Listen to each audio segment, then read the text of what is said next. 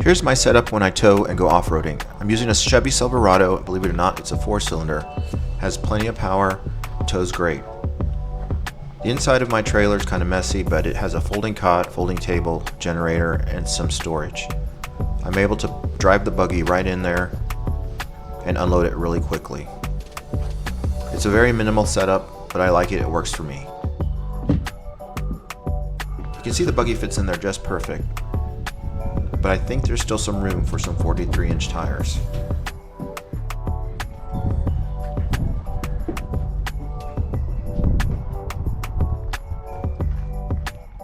When we get to the park, we have to drive to the obstacles and the rocks. This is a nice time to get reacquainted with the buggy, also listen for weird noises, things like that.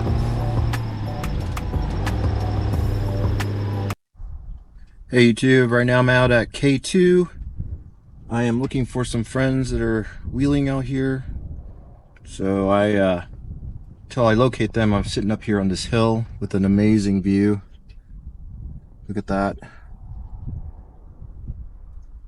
Pretty awesome.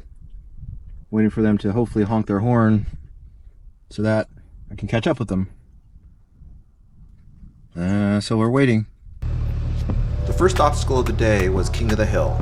As I rolled up to meet my friends, they flagged me over to give this obstacle a try.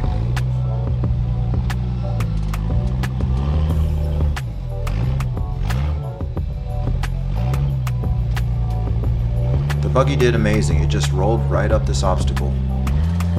Made me feel like today was going to be a great day.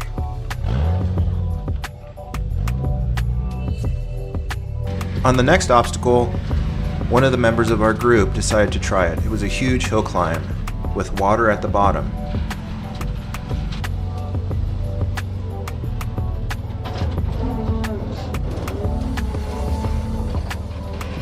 He gave it a valiant effort, but it just wasn't taking today. We decided to move on and try a different trail.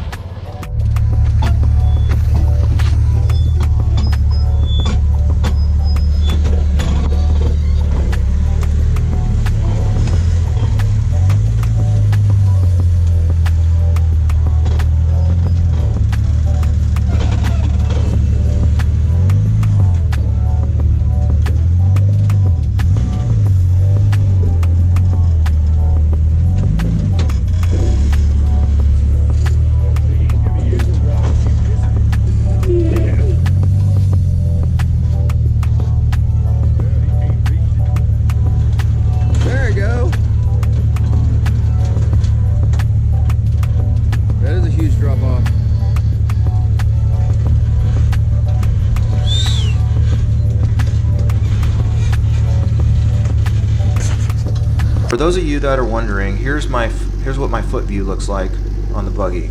I have 2 brake pedals and 1 gas pedal. You can see how close my feet are to the exhaust in the engine. It gets really hot. I need to do something about this in the future. I like having 2 brake pedals because if one fails, I still have the other brake. At the next trail, El Jefe decided to try this boulder garden.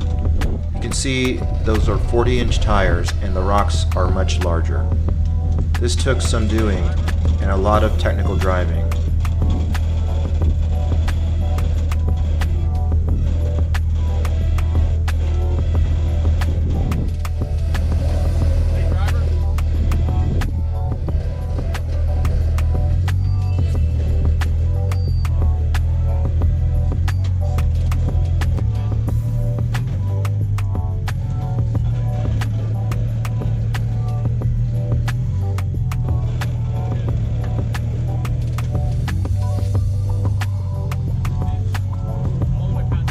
In the end, he was able to get through it unscathed.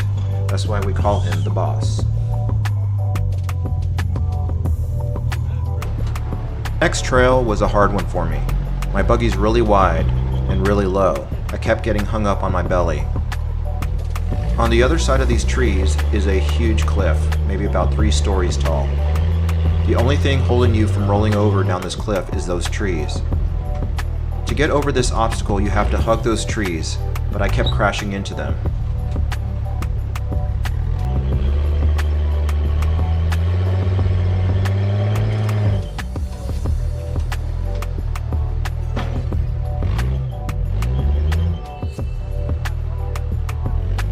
you can't see here, there's a huge drop on the other side of this obstacle, which makes it even sketchier.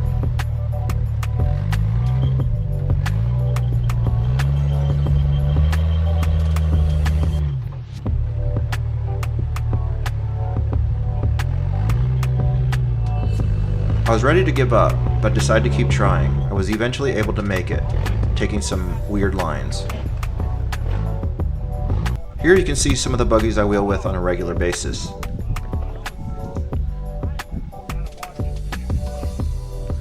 One is a red TJ that has been tubed out into a Juggy, which is a Jeep buggy. You can see that it's running air shocks in the back. It's running regular coils in the front with regular shocks. It's very minimalistic. It's running 40-inch tires, Dynatrac 60s, but this buggy performs incredible. This is a great example of how you don't have to go crazy on the budget to go out four-wheeling and having a good time. One of the things I like about this buggy is the fuel system. I actually copied it in my buggy after having lots of issues with the previous fuel system. It's so simple and easy to get to. I actually had to fix my buggy on the trail after I blew some fuel lines. It was so easy to fix with this setup. Next you have the white Jeep. This Jeep, although very stock looking, is highly modified. It has ORI struts, front and rear, 40-inch BFG tires, Raceline beadlocks. It has a Genrite roll cage and Genrite roof and aluminum links on the bottom. It's got an Atlas transfer case and lots of armor to avoid the damages. What I like about this Jeep is it's very clean and it has a Jeep look without going crazy and putting a bunch of tube everywhere. It does amazing on the rocks. One thing about going out on the trail is waiting in line for your turn to do an obstacle. This could be a little nerve-wracking, but it does give you the chance to see what other people are doing and pick a line that works best for you. I like to be at the end so I can see what people are doing and what works and what doesn't work. This is the end of COVID-19 trail, which is one of the harder trails at K2. You can see that the exit has these giant boulders that you have to maneuver. You gotta hit them just right or else you will flop over on your side and scrape the whole side of your vehicle. With a good spotter, it's not a big deal. By yourself, I don't know if I'd be able to do it because you can't see anything.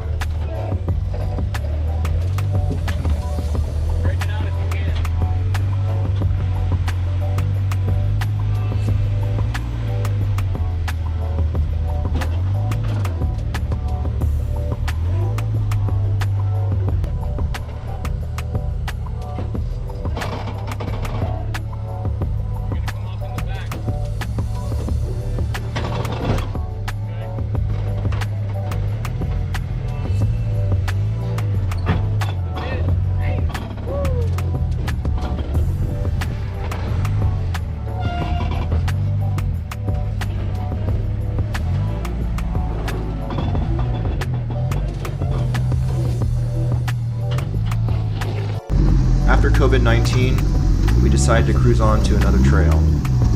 What's nice about K2 is you can just drive or do any obstacle on the ranch. So we just kind of drove around until we saw something we wanted to do. We also picked up a straggler, this Jeep in front of me. As you can see, it's a well-built TJ, and he rode with us for a while. It was a very hot day, so some of us decided to rest under the shade. As we continued to find some more trails, I started having issues with the buggy. It was running great, and I don't understand what went wrong. It started smoking like crazy, and the engine was running horrible. Eventually it shut off, and we couldn't get it started. We checked everything out, and everything seemed to look great. We were able to finally get it started, and noticed fuel coming out the exhaust. It smelled terrible like fuel, and even fuel was coming out the exhaust manifold, which is scary because we don't want to start a fire. I decided to ride with someone else, and we did a few more trails.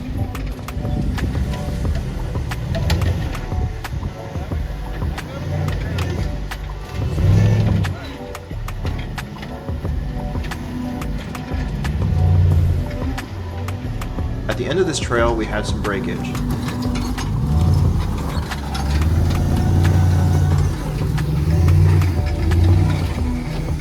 Fortunately, he broke the outer shaft on the front, and he was able to still roll the buggy back to camp.